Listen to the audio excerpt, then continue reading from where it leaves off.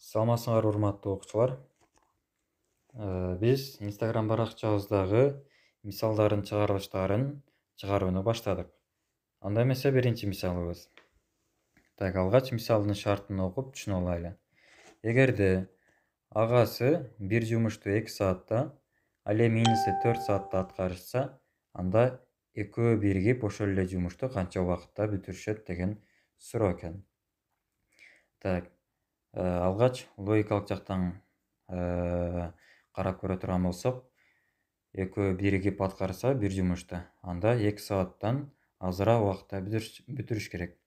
Себеби агасы өзү ошол эле жумушту агасы өзү 2 саатта бүтүрүп атат. Демек экөө биригип иштесе, анда 2 сааттан азыраак убакытта бүтүрүш керек.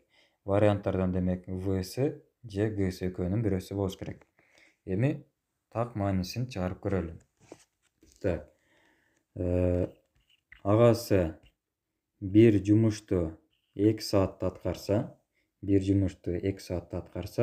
иниси ошол эле бир жумушту 4 саатта аткарат экен.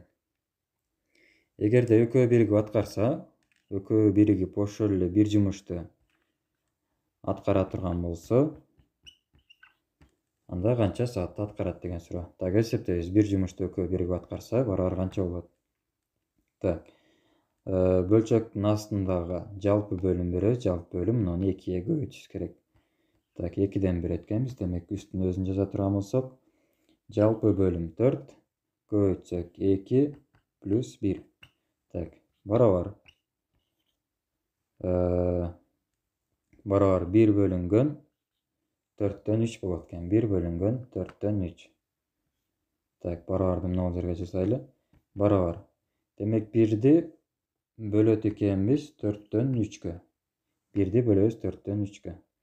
Так, санды бөлчөккө бөлүш үчүн экинчи бөлчөктү алмаштырып жазышыбыз керек. Барабар 1 көбөйтүү 3төн 4 деп. Калгандай санды 1ге көбөйтсөк өзүн берет. 3төн 4. Демек экөө биригип 3төн 4 саатта бүтүрүш керек экен. 3төн 4 саатта. Ал эми 1 саат 60 мүнөткө барабар. Демек мына сааттын ордуна биз 60 мүнөт деп жазып койсок болот. 60 мүнөт. Демек мына жерде кыскарта турган болсок, 3кө бөлүнөт, 3кө бөлө турган болсок 20 болот. 44-тү 20-га көбөйтсөк 80 мүнөт. 80 мүнөт. 80 мүнөт бул 1 саат 20 мүнөткө барабар болот экен. Демек жооп ушу. 1 саат 20 мүнөт деген жооп.